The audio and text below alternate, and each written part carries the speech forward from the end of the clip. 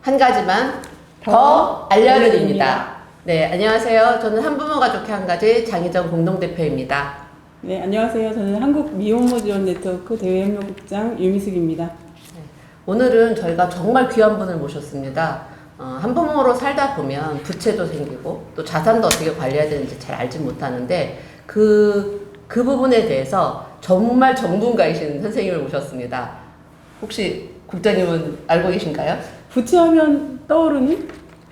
누군지? 네, 저희 옆에 직접 말씀해 주실 겁니다. 소개 부탁드립니다.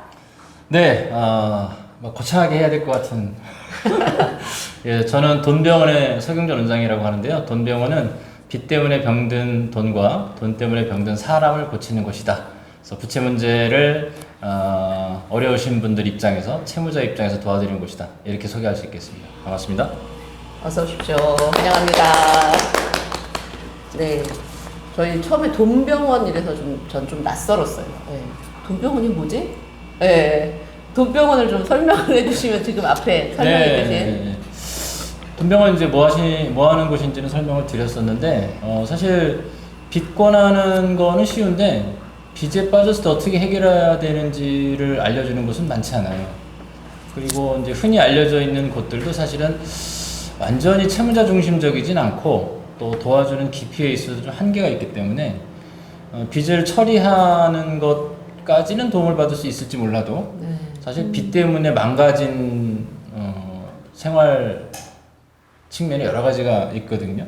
관계도 망가지고 일반 돈 관리도 망가지고 그런 것까지 세밀하게 도와주는 역할을 감당하고자 만들어진 곳입니다. 아, 그럼 의사분이시네요. 예, 제가 의대를 나오진 않았고요. 예, 제가 그냥 이름 지어서 저 혼자 의사하고 다 하고 있습니다. 네, 옛날부터 뭐 돈 잃고 사람 잃는다 이런 말을 많이 하는 것처럼 정말 돈은 굉장히 큰 병일 수도 있는 것 같아요. 그래서 저희가 먼저 이제 첫 번째 저희 한부모 가족회 한 가지에서 올해 했던 긴급지원 사업 안에 부채에 대한 상담 이런 것들을 진행했습니다. 그래서 첫 번째로 저희에게 있었던 사례 중에 하나를 간단하게 좀 소개를 드릴까 합니다. 소득은 생계수급을 하고 계시고 그리고 아동수당이 있고 알바를 조금 하고 계시고 전 남편 수입이 있어서 총 220만 원입니다. 근데 그 부채의 원인은 생활비라고 지금 되어 있습니다. 정상 상환 중이고 카드론에서 1,700만 원, 월 60만 원씩 원리금을 상환하고 계시고요. 또 캐피탈 신용대출에서 400만 원, 월 33만 원 원리금을 상환하고 계십니다. 그리고 보험 약관 대출 300만 원, 월 이자 16,000원. 그래서 전체가 95만 원을 월 상환하고 계십니다. 그래서 이분에 대한 이 상환의 현재 상황을 어떻게 좀 원활하게 갈 수 있도록 도와주실 수 있을지 원장님 좀 말씀해 주십시오. 네, 이분 제가 상담을 진행했었는데요. 이분의 특징을 좀 도면을 보면서 같이 한번 말씀을 나눠보겠습니다. 정상 상황 중이긴 한데 사실은 심각한 상황입니다. 연체 없이 상환 중이라고 하더라도 부채가 계속 증가하고 계시고 그리고 부채 원인이 모두 다 생활비 사용이신데 여전히 적자 요소가 있으세요. 위에 채무 때문에 95만 원 지출하시고 또 좀 이따 설명하겠습니다만 보험하고 청약통장 납부하는 건 때문에 28만 원 더 지출하고 나시면 97만 원이 생활비로 사용할 수 있는 금액인데 그거 갖고 생활비가 계속 부족했기 때문에 이런 대출들이 만들어진 거죠. 그리고 이분의 두 번째 특징은 쉬운 대출을 이용하셨습니다. 쉬운 대출이라는 거는 특별히 심사받지 않고 번거롭지 않고 바로 신청하면 나오는 것들인데 이건 이제 주로 계획이 없는 대출들, 생활비가 부족해서 그때그때 받은 대출들이 있는 경우에는 보험약관 대출 마이너스 통장, 뭐 카드론, 카드 현금 서비스 이런 것들을 가지고 있게 되죠. 근데 그나마 이분이 다행인 거는 대부업까지 넘어가진 않았습니다. 근데 아마 이분이 전문가 상담을 만나지 않았다면 곧 대부업까지 손을 댔을 것 같고 그러는 중간에 대출 사기에 노출됐을 수도 있는 거죠. 절묘한 타이밍에 만나셨고요. 이분의 문제를 좀 핵심 정리를 해보면 월 95만 원씩 부채 상환에 투입되고 있으면서도 생활비가 부족한 상황이 계속 악순환이 되고 있다. 그런데 이런 상황에서 상황을 개선하려면 유동성, 유동자금, 이제 예금, 적금 등이 있어야 되는데 보유하고 있는 금융상품은 전혀 현재 상황에 그다지 도움이 되지 않는 상태로 갖고 계세요. 그래서 청약통장 외에는 별다른 저축이 없는 거죠. 이런 핵심 문제를 개선하기 위해서 이제 치료해야 될 지점들은 이제 기타 문제를 제가 설명을 드릴게요. 이 내담자 본인에게, 우리 엄마에게 지금 선택한 금융상품이 현재 상황에 도움되지 않는 거라는 새로운 금융 지식을 알려드려야 됩니다. 왜냐하면 지금 있는 빚은 어떻게든 해결된다고 하더라도 금융상품 선택에 대한 올바른 지식이 자리 잡지 않으면 나중에 똑같은 실수를 또 하거든요. 그래서 금융상품에 대한 해석을 새롭게 해드리는 것이 필요했었고, 갖고 있는 납부 중인 금융상품이 청약통장하고 보험인데요. 청약통장이 아이들 것까지 해서 총 500만 원 정도를 보유하고 계시고 월 납부가 다 합쳐서 15만 원이에요. 그리고 얼마인지 모르지만 시부모님이 납부해 주시는 첫째 아이 보험이 있고, 그리고 본인 실비보험 3만 원, 또 아이들 둘째 아이 실비보험 7만 원에서 10만 원 갖고 계시고 운전자 보험 3만 원까지 갖고 계신. 그래서 청약통장과 보험만으로도 현실에는 쓰일 수 없는 돈인데도 28만 원씩 지출이 되고 있는 거죠. 네. 지금 말씀해 주신 것 중에 저희 좀 궁금한 게 있어서 네. 이 청약통장을 3건을 가지고 있거든요. 네. 그러면 3명이 다 청약통장을 갖고 있다는 거예요. 그렇죠. 이거가 과연 효과적인 방법인가? 네. 효과적입니다. 누구에게? 네, 은행 직원에게. 네, 한 가정이 왔을 때 3건 팔았거든요. 청약통장은 우리가 이제 다들 집이 필요하다고 보시니까 맹목적으로 청약통장에 가입하시는데, 청약통장은 사실은 그렇게 그다지 쓸모가 없습니다. 쓸모가 있으려면 임대주택 들어가실 분들은 수천만 원의 보증금이 있은 다음에야 청약통장에 쓸모 있죠. 분양받으실 분들도 분양대금 3억에서 5억 정도가 준비된 다음에나 청약통장을 쓸 수가 있습니다. 청약통장을 쓸 기회를 가지지 못하는 가운데 청약통장에 돈을 많이 납부했다는 얘기는 돈이 묶인 거죠. 돈이 묶이면 생활이 힘들어지죠. 게다가 아이들 청약통장을 미리부터 가입해서 준비해준다? 아이들이 정말 내 집 장만해야 될 20년, 30년 후에 주거 환경이 어떻게 될지 알 수가 없잖아요. 그리고 중요한 질문이시고 또 중요한 답변을 드리겠는데, 아무리 중요한 일이고 꼭 해야 되는 일이라고 생각하더라도 아쉽게도 우리는 지금 당장 발등에 떨어진 불을 뛰어넘어야만 합니다. 그런데 먼 미래에나 쓸모있는 그런 금융상품들은 사실은 오히려 짐이 되는 거죠. 그래서 청약통장 온 식구가 다 가입할 필요는 없다, 이렇게 답변을 드립니다. 네, 추가로 한 가지만 더 말씀드리면, 청약통장은 만 19세 때 가입했을 때 그 무주택 5년, 만약에 집을 장만할 때 무주택 5년의 혜택을 본다고 해서 이제 미성년자도 가입해도 좋다 이렇게 얘기를 했는데, 사실은 말씀하신 것처럼 미성년자들이 뭐 집을 장만할, 만약에 미성년자 19세 딱 돼서 청약통장을 가입하고 싶으면 그때 가입하셔도 늦지 않다고 말씀을 드리고 싶습니다. 네. 이게 한부모들의 불안과 연결되는 것 같아요. 내가 집을 어떻게 할 건가? 우리 애들은 집을 어떻게 살 건가? 이런 것들로 인해서 잘 모르면서 그냥 그 안정감을 찾기 위한 저축을 청약 저축으로 한 게 아닌가.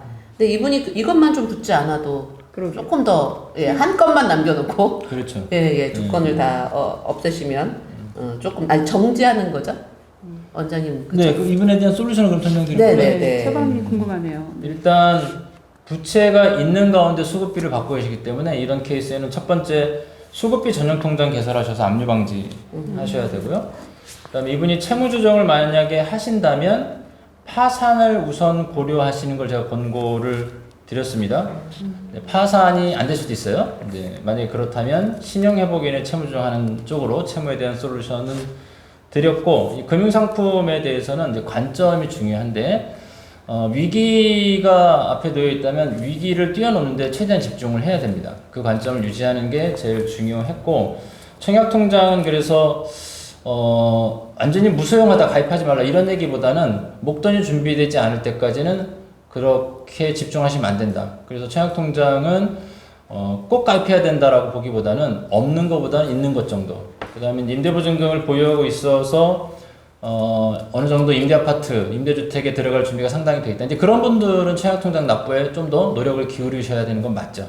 근데 그 전까지는 특히 이런 위기 상황에서 청약통장은 걸림돌이 될 수 있다. 그래서 어떻게 조절을 권고를 드렸냐면 청약통장에 일단 납입 중지를 해드렸습니다. 이분 경우에는 지금 살고 있는 주거 공간이 옮길 이유가 별로 없는 상태이셨어요. 그리고 보증금이 마련되지 않은 상태입니다. 그러니까 제가 예를 들었던 청약통장을 쓸 일이 거의 없는 그런 케이스에 해당하죠. 그래서 납입 중지 하셔도 별 문제 없는 거죠. 그리고 청약통장에 쌓인 돈은 사실은 지금 위기를 극복하는 게 더 중요하기 때문에 비상 상황이 생겼다 그러면 비상금으로 쓰도록 조언을 해드렸고요. 근데 비상금으로 쓰시는 방법은 이제 두 가지 정도가 있어요. 속 시원하게 해지하는 것도 방법이고요. 또 하나는 이제 예금담보대출이라고 하죠. 청약통장 금액을 보통 납입액의 95%까지 담보로 해서 한 2, 3% 이자율로 빌릴 수도 있긴 합니다. 예. 그 다음에 또 이분 경우에 보험이 이거 상당히 많은 분들이 이렇게 하고 있는데 운전자 보험 3만 원 내고 계시거든요. 예. 근데 이분이 차가 있을까요, 없을까요? 없어요. 근데 운전자 보험 왜 드셨을까요, 이분? 그러니까 이거는 뭐 손땡땡 씨 그 아나운서 그분이 네. 자동차 보험 있더라도 누구나 하나 더. 그 누구나 하나 더 그 카피 문구에 아마 많은 분들이 넘어갔을 것 같아요. 운전자 보험은요 사실은 뭐 때문에 가입하는 거냐면 의무보험인 자동차 보험. 예, 차량이 있으면 의무보험 가입해야 됩니다. 차량이 없으면 자동차 보험이란 의무보험을 안 해도 되는 겁니다. 예, 근데 운전자 보험은 차량이 있냐 없냐 상관없이 가입해요. 선택보험이라고 합니다. 그래서 보통 이제 차량이 없는 사람들한테 이 운전자 보험을 팔을 때 언젠간 운전을 하지 않겠냐 이런 얘기를 하시기도 하고 설계사분들이 또 운전자 특약에다가 이분에게 필요한 질병이나 재해에 필요한 특약들 섞어버려요. 그래서 기존에 있던 보험을 보완해드립니다 라는 말로 가입을 유도를 하죠. 근데 사실 운전자 보험은요 자동차 보험, 의무보험만으로도 대물, 대인, 자차, 자상 다 손해배상이 들어갑니다. 그래서 그게 기본을 다 하고 있는 거고 운전자 보험이 필요한 건 딱 한 군데입니다. 내가 법정에 섰을 때 근데 내 귀책 사유로 법정에 서면 내가 형벌을 받을 수 있지 않습니까? 그거에 대비해서 변호사 비용 그건데 사실 교통사고 변호사 비용이라는 게 막 수천 수억 개일 것 같은데 보통 500에서 1000 사이입니다. 예. 그래서 정말 교통사고 걱정이신 분들은 비상금 500이나 1000이 있다면 혹은 우리 같은 형편에 뭐 지금 예를 든 것처럼 청약통장이라도 500만 원 이상이 쌓여 있다면 형편도 어려운데 매달 3만 원씩 운전자 보험 할 필요가 없는 거죠.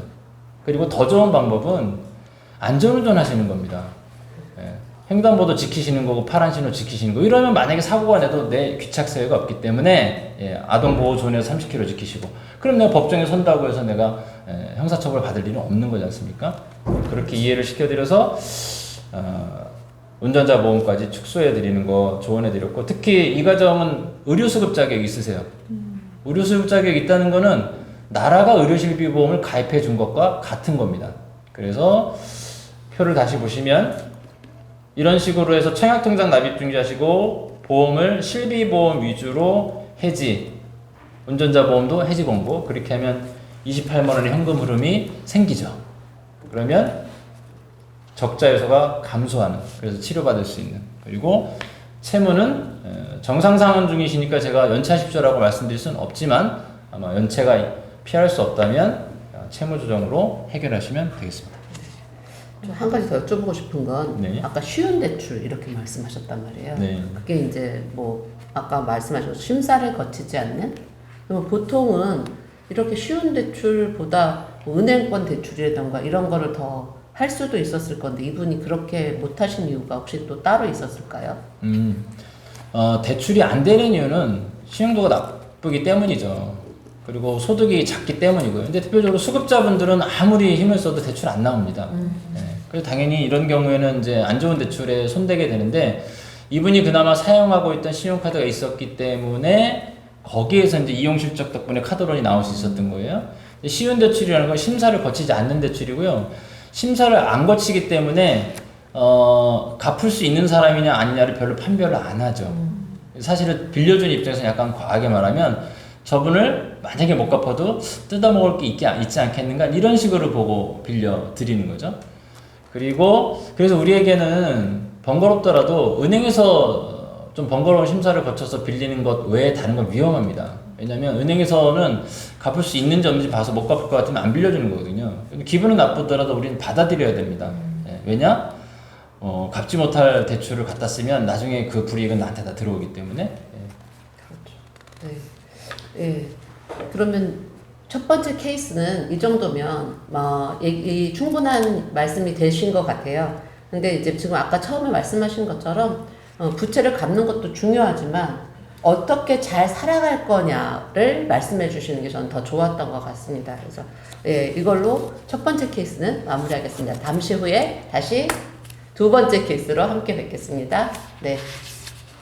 저희 마무리 멘트 할까요? 한 가지만 더 알려드립니다. 네. 한 가지만 더 알려드립니다. 네, 감사합니다.